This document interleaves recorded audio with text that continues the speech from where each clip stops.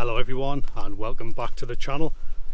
So we're just up in the woods today, and in this video I'm going to give you a look at the Fjällräven Abisko Dome 2 tent. It's the start of autumn here. We can already see the leaves beginning to change colour. So yeah, I've brought the tent with me. I'm just going to head back to the woodland base camp, get a cup of coffee, and then we'll get the tent set up. So here's the tent. First of all, we'll look at size and weight. I'll just I don't know if you can get a good view of how big this tent is. It's quite a unit. Fjällräven claim that its length when packed is 48 centimetres and its diameter is 20, but it doesn't really look like that at the moment. Now, in terms of weight, Fjällräven claim that this tent weighs 3.16 kilograms. I have the footprint attached, which is supposed to weigh 480 grams. I weighed this tent this morning and it came in at 3.89 kilograms, so a couple of 100 grams heavier than what Fjällräven claim it to be. But yeah, I'll just make sure you can get a good look at the size of the tent when it's packed up. You'll not be fitting this inside a 45 litre pack for an overnighter. So what I'll do now is we'll go over there. I've set a tarp up on the ground and we'll have a look at what comes with the tent.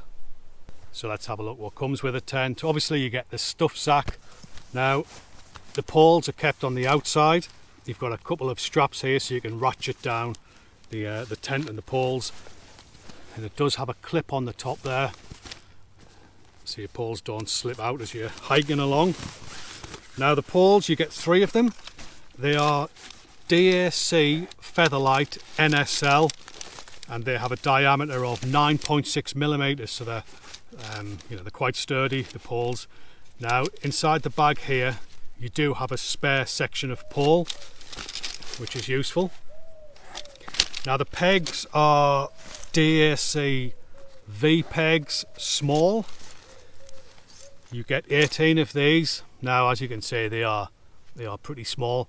Now what I've done for the trip to Iceland is I took 6 of the MSR groundhog stakes just for the guy lines, because that's where you're going to get the strength if you encounter poor weather. And you can just see the difference there. So they're a couple of centimetres longer and it's just a bit more beefier. So if you're going to expect bad weather, I'd probably just think about bringing at least 6 slightly more substantial pegs. Now what I do like about Fjällräven tents is that they provide you with a fairly comprehensive repair kit.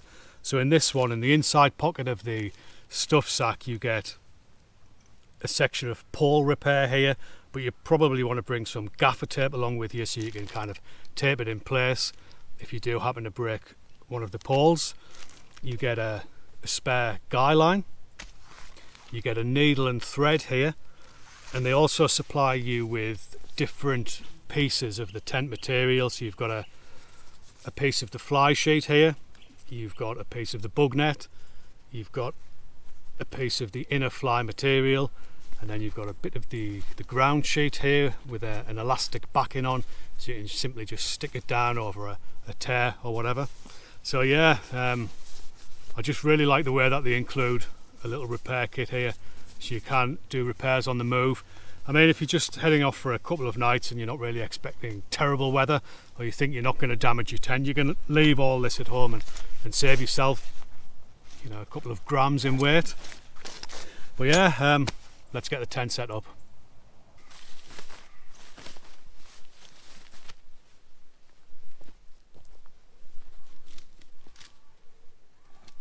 So I've laid the tent out on the floor here because it's not windy today, but we found that when we were using this tent on a daily basis in Iceland, it was usually pretty windy. So the best thing to do is to actually put the poles together first before you even take the tent out of the bag, and that means you don't have to kind of waste time trying to keep the tent from blowing away while you put the poles together. The poles are fairly long. I'm not entirely sure how long, but they look to be about 2.5 meters perhaps, and you can't put them together that quickly. So when it comes to putting the poles into the tent, this doesn't have a clip system like you get with, say, the Hilleberg Alac 2. It has an old-fashioned sleeve, so you just insert the pole in here. It'll come out of one end at the roof, and the exits are colour-coded. So for example, this one here has got a red tab on the end, so you just look for the other red tab. There's a yellow one and a grey one as well, so it's all pretty straightforward. But as you push the pole through, it's meant to sit in this pocket at the end. Now this is the same as my Fjällräven Abisko Light 2, and what you've got to do is you've really got to make sure that you get the pole seated firmly into this section here before you start putting pressure on it. Otherwise you can get the pole caught in the material and you'll be like, oh, why isn't it moving? I'll put more force in, and there's the potential that the pole can tear through the material. So this is a two-person tent, so when me and Tris were putting it up, she stood yon end of the tent and just made sure that each pole was firmly seated into this little unit here. You can do it easy enough by yourself, you've just got to check.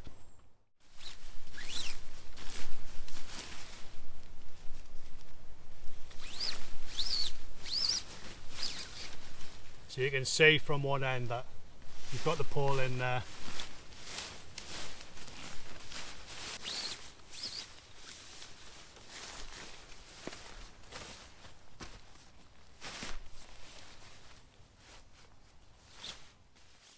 So I'll just draw a couple of comparisons with the Hilleberg Alac 2 as I do this review, because a lot of people do try and decide between the two tents. Now, one downside of the Abisko, where the Hilleberg trumps it, is that once you've got the tent laid out like this, you put the poles up first on the Hilleberg. So if you're dealing with really strong winds, it's a lot easier to get the tent up. Now you'll see I'll film myself putting this up, and the tent tends to kind of move up a little bit, and there's a potential for it to catch the wind. So yeah, that's one thing to consider. But I'll film myself putting it up and I'll show you what I mean. What happens is the first pole tends to be a little bit skew with, a bit dodgy, but by the time you get the second pole in, the tent will begin to take shape. So before I start, I'm just going to double check, just make sure that that pole is firmly seated. And then it's just a case of grabbing the plastic foot, putting some pressure on and getting that first pole in. Now you don't have to lift the tent up at all to do this bit. And as you can see, it doesn't look very good at the moment. But by the time this second pole goes in, again, just double check you're in the end there.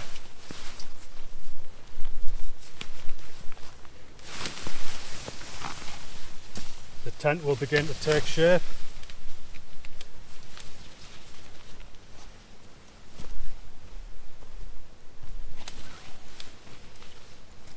Now I do find after you've put two in, if you're doing the tent by yourself, go around, because that third pole does tend to slip out of the reinforced pocket. It had done there, so just you've got to bear that in mind.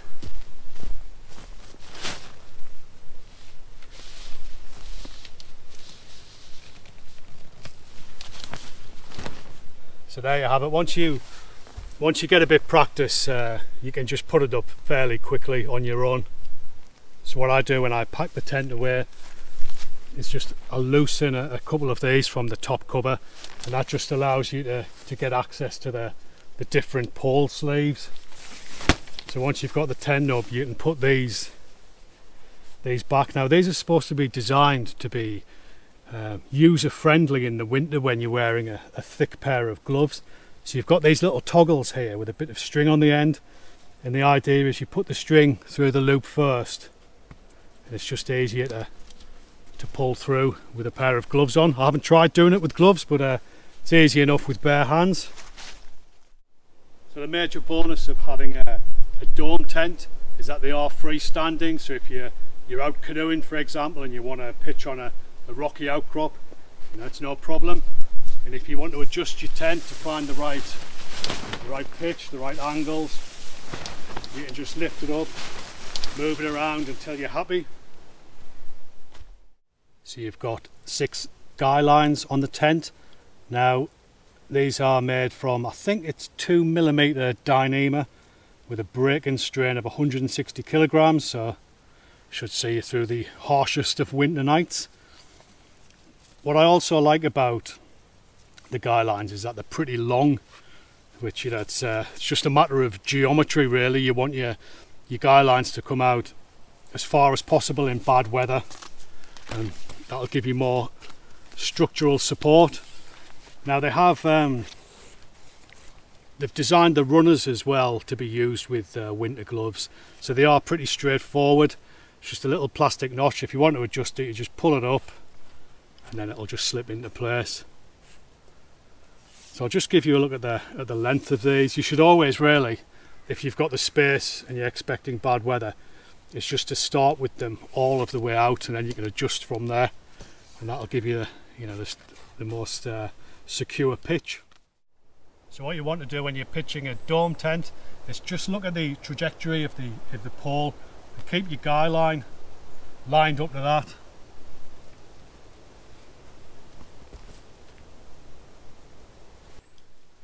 So one thing I would have liked to have seen on this tent would have been some guy line tie up points just here, because when you come to pack up you really have to kind of tie these guy lines up. Otherwise, because they're so long, when you come to repitch you might be spending half an hour untangling them.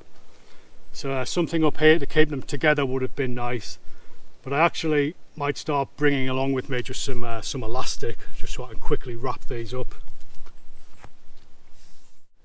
So once you've got the tent guyed out, you want to just go around and begin to tighten.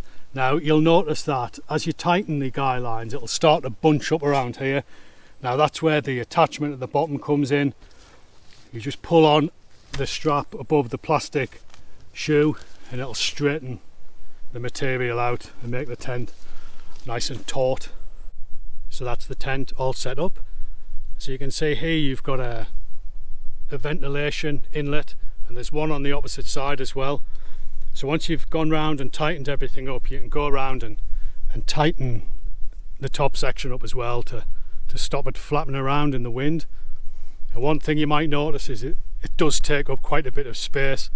I think the diameter of the tent is around 2.8 meters, and plus once you've got the the guy lines pitched out, it does require quite a large footprint. But once it's all set up, it's a sturdy tent.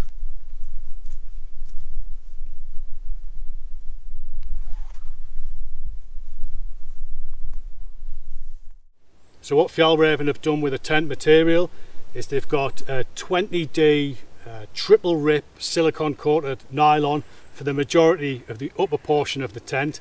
Now because the bottom section of the tent is going to take most of the abrasion, they've used a 40D triple ripstop silicone coated nylon, and that just helps keep the weight down of the tent overall, but reinforces the areas that are going to suffer the most abrasion.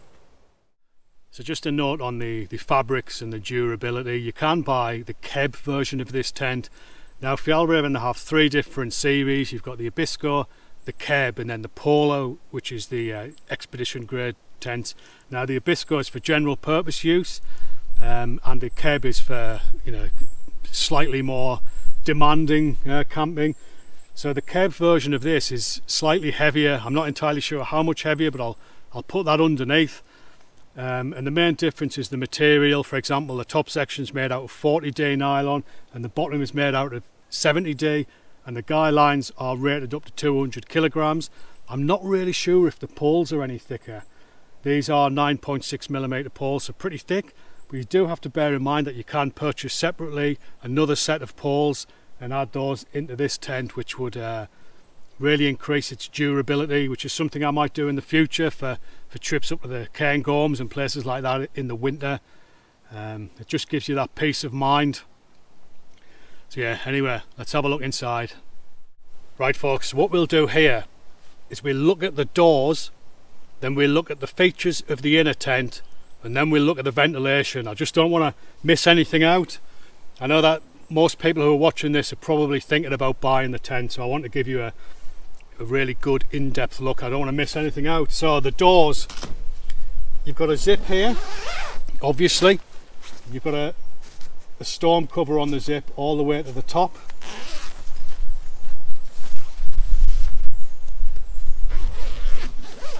Now, one thing to bear in mind is once you open the door, you'll notice that the guy lines slacken off a bit. So don't be tempted to go around and tighten them, because if you do, when you go to bed and you come to shut this door, you'll get to about there and the zip will be too tight to close. So once you've got your door open, I've found the best way to tie it back is to grab the bottom of it and then just roll it all up in a bunch and just aim for this tie back loop here. Often you'll try and fold it up as best you can, and you'll end up with a load of material at the bottom that will flap around. So if you just kind of bunch it up and aim for the bulk of the material on that top loop, so you get a couple of plastic clips that keep the door back in place there. And then you'll notice inside here you've got the inner tent door.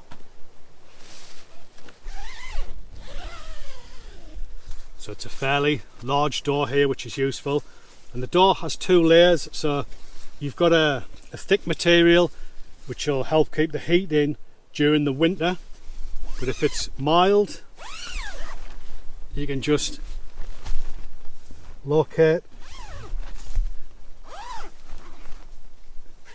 the second zip, and what you can do is you can just keep this section folded up out of the way if it's really warm, and just keep the bug net in place. So that's a great feature. And again, you've got the same type of little plastic clip that you have on the front, and if you want to tie the doors back, it's much easier to do them when they're both joined together. If you just use the same technique, just scrunch it all up and get it onto that tie down point,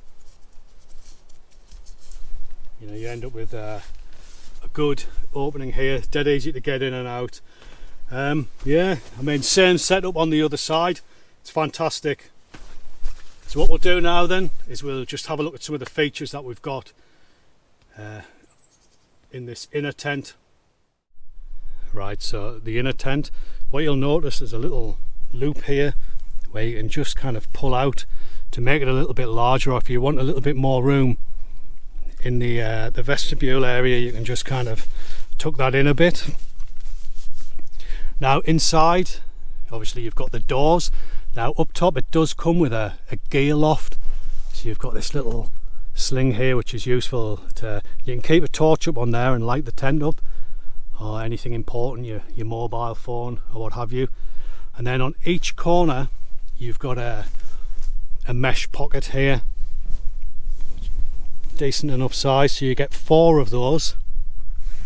Now size wise, the width of the inner is 130 centimeters and the length is 220, so we found this to be, you know, easily enough room for the two of us.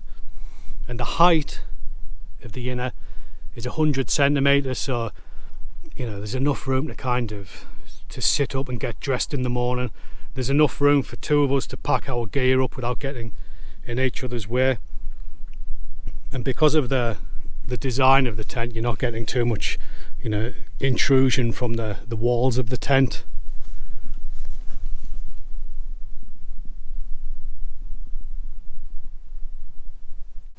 So when it comes to material for the inner, the bug net is a 20 denier.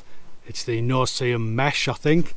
Then you've got the main material here, which is I think it's a 15D ripstop with a DWR coating, so it's actually water repellent.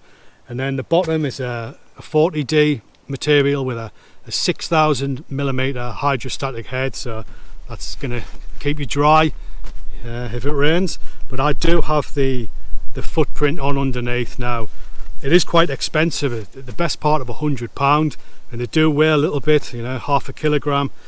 But I think if you're going to be camping in woodlands where there's a risk of, you know, getting the bottom of your tent punctured, or when we were in Iceland we were pitching up on really sharp rocky ground, and it worked pretty well, so it might be worth investing. Plus, you know, you can spread it out here and it keeps your gear up off the ground if you're camping in muddy conditions. And also it'll help with condensation. You know, a lot of moisture comes up from the ground during the night. If you use a ground sheet, it does go somewhere to help prevent that as well. So the final bit about the inner tent is that if you do wake up in the morning and you have got a lot of condensation and the inside of the fly is really wet, or it's been raining during the night and the outside is soaking wet, and you don't want to pack your tent away wet, what you can do is just unclip the inner tent. Now if there's two of you, I think you've got something like maybe 8 or 10 little toggles to unclip, so you can do it really quickly. If one person does it on each side, then you can just fold up the inner fly, pack it away in your bag dry.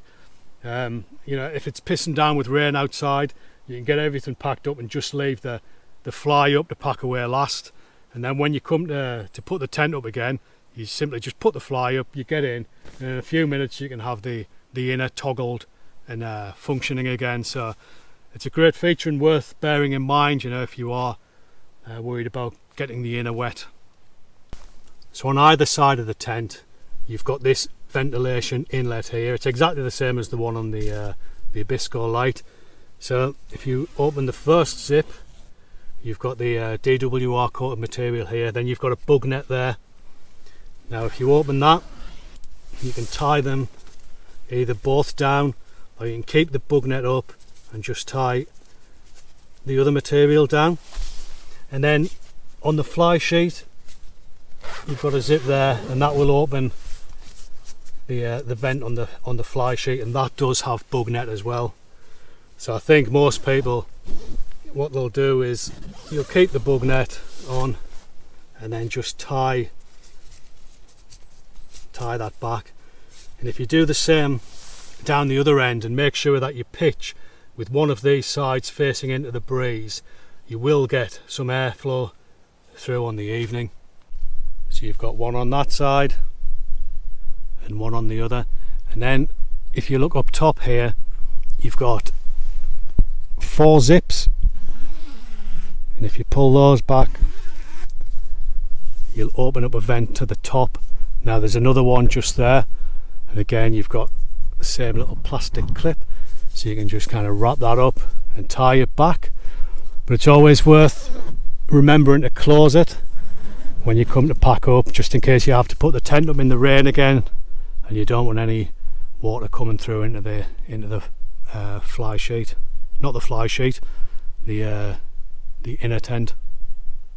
So there's also a couple of extra ventilation options using the front door. I mean, there are 2 zips on this, so you can kind of unzip the top half of the door, which is great. You know, if you're cooking or if you're boiling water, you can just kind of open that up and let some of the steam out. I wouldn't be too sure about leaving that open during the night though, in case it rains. But what you can do, on the end of the door there's this little black toggle. Now just inside, above the inner, is a spare loop, so you just pop that toggle into the loop, and then you can shut the door like that. So you've got I'll just turn the camera down so you can see. So you get quite a large opening here. Now I've got the footprint in. Now obviously I can just quickly unclip that. And you can roll it back and you would just reveal the grass here, and if it did rain the water would just come down and drip into this area, and you'd stay dry in the tent.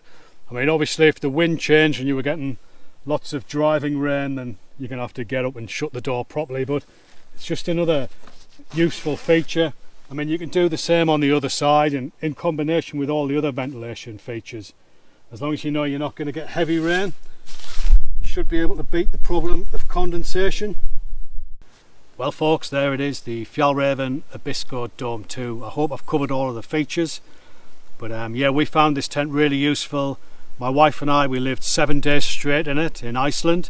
I'll put the link to that video underneath if you want to see the tent in action. And we both found the tent to be really good. There's a couple of things you've got to consider if you're going to be spending 7 days straight in a tent with your better half. One of them is comfort, the other is functionality. And this tent, you know, it caters for both of those. You've got the big vestibule area which stretches out 80 centimetres, and it's, you know, it's over 2 metres wide, so there's plenty of space to get your rucksack in there, your boots, your cooking gear, plus other stuff. There's enough room in the inner to sit up and get dressed and to pack your gear up without getting in each other's way. So yeah, it was brilliant. We found it really useful, and it definitely gets the thumbs up from me. Downside, it's a bit heavy. You're going to be carrying best part of 4 kilograms if you have the footprint as well. But if there's 2 of you, you know, one person can carry the pegs and the poles and the footprint, and the other can carry the tent. You know, you can share the weight. I don't think I'll ever use this on my own, but that's because I have the Abisko 2, which is a good solo tent. So yeah, if you're thinking about buying it, it's a fantastic tent. I looked at the price of the Hilliberg Actor 2, which is a very similar tent, and that retails at around £1,164 as of September 2022. And I noticed that a lot of the Hillibergs, you never really see them discounted or not heavily discounted, whereas the Fjällräven ones, or the Fjällräven equipment, you can buy discounted as well. I don't think I've ever paid full price for any of my Fjällräven gear. We paid, I think it was under £650 for this tent. The RRP is 900, you know, so it's quite a significant discount and almost half the price of the Hilliberg Actor. So it's up to you to decide, you know, whether or not that tent's worth twice the price of this one. But I bought this from one of the stores over in Europe. I think today, even today when I checked, you can still pick them up for around £620. So it's worth having a good look around. Just make sure that if you buy it from the continent, that they're going to cover the taxes. You don't want to be hit with a VAT bill a few months down the line. So definitely make sure that you're not going to have to pay any extra fees if you buy from one of those shops. So yeah, I'm going to stop talking now. So as ever, thanks for watching the video. I hope you found it useful, and I'll catch up with you again in the next one.